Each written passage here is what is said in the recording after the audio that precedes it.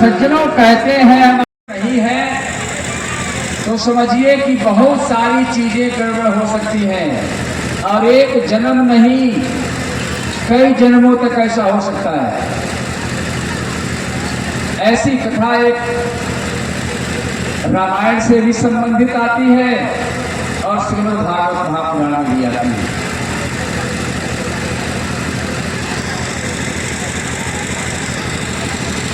बृहस्पति के एक पुत्र हैं और जैसा कि आप जानते हैं बृहस्पति और शुक्र में 36 का आंकड़ा है, दोनों एक दूसरे के विरोधी।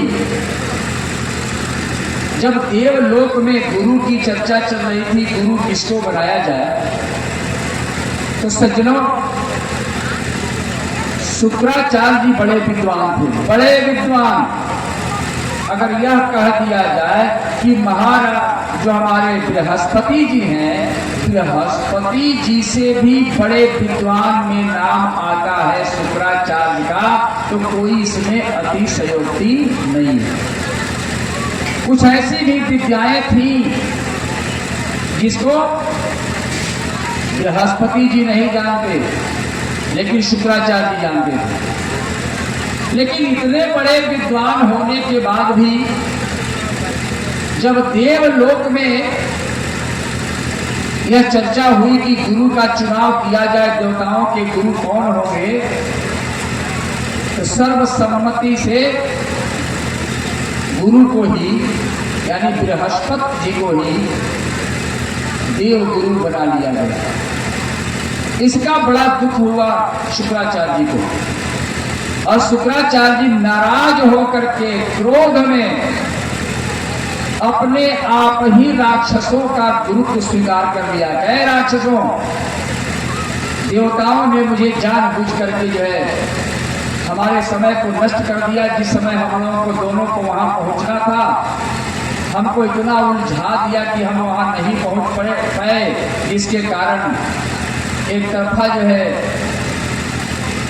निर्णय हो गया और गुरु बृहस्पति बन गए, देवताओं के गुरु। यह अन्याय हुआ है, इसलिए मैं तुम लोगों का गुरुत्व स्वतः स्वीकार करता हूं और आज से तुम्हारे सब कठिन परिस्थितियों में मैं तुम्हारे साथ हूं। राक्षस बड़े प्रसन्न हो गए कि भाई इतना बड़ा विद्वान आदमी हमें मिल गया।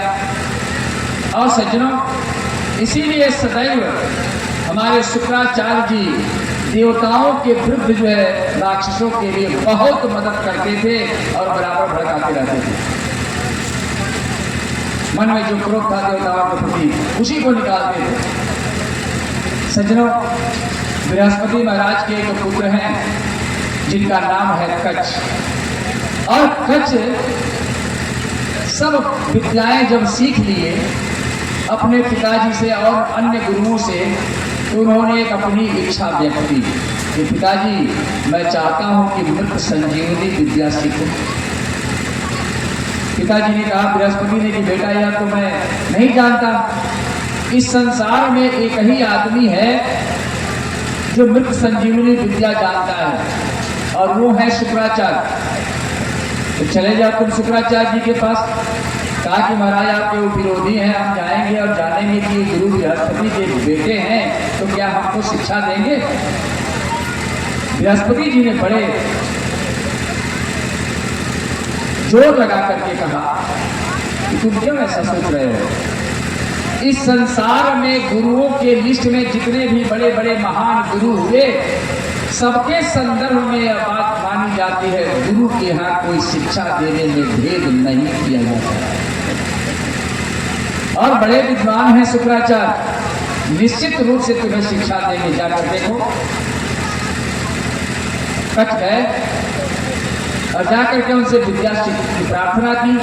कहा कि हाँ, एक योग्य आदमी हो और एक योग्य पिता के तुम पुत्र हो, आओ मैं तुम्हें जरूर शिक्षा दूंगा।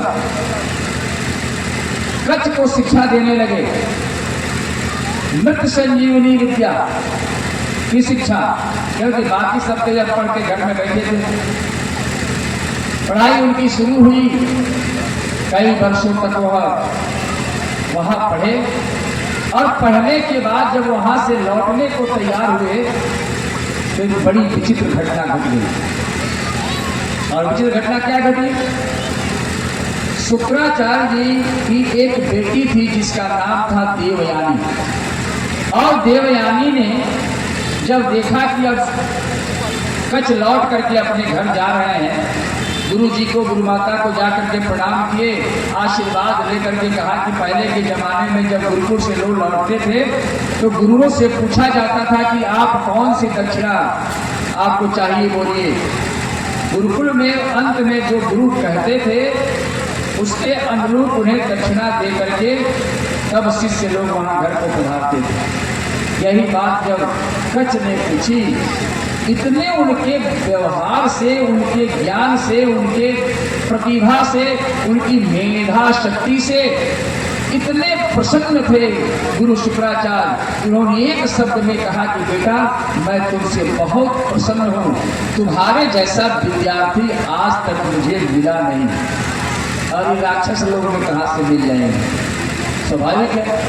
ऐसा कोई विद्यार्थी मुझे मिला ही नहीं, शिष्य मिला ही नहीं जिसको मैं अपना जो शिष्य बनाऊं और इस ढंग से पढ़ाऊं जो मैं जानता हूं सब उसको मृत संजीवनी विद्या बना दूं।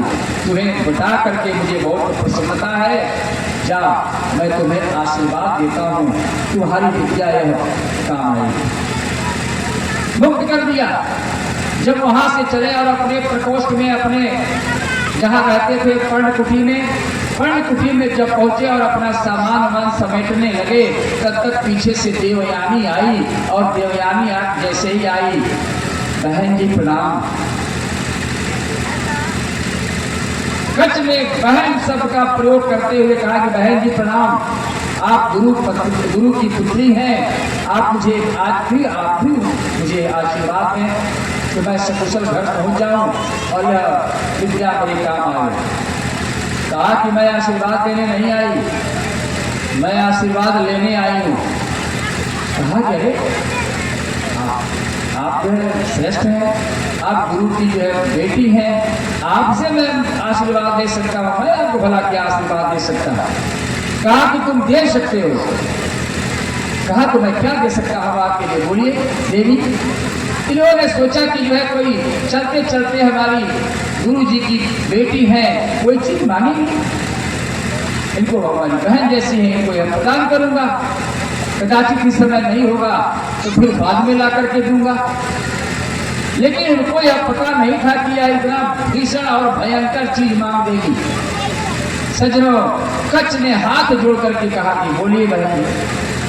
कहा गया बहन मन कहना बंद करो, मैं तुमसे विवाह करना चाहती हूँ, तुम मुझसे विवाह करो। तुम भी ब्राह्मण हो, मैं भी ब्राह्मणी हूँ, तुम भी विद्वान हो, मैं भी गुरु शुक्राचार्य की बेटी हूँ, परम विदुषी हूँ, तुम भी सुंदर हो, मैं भी सुंदर हूँ, इसलिए विवाह करने में कोई हर्जा नहीं है, तुम हमसे विवाह करो।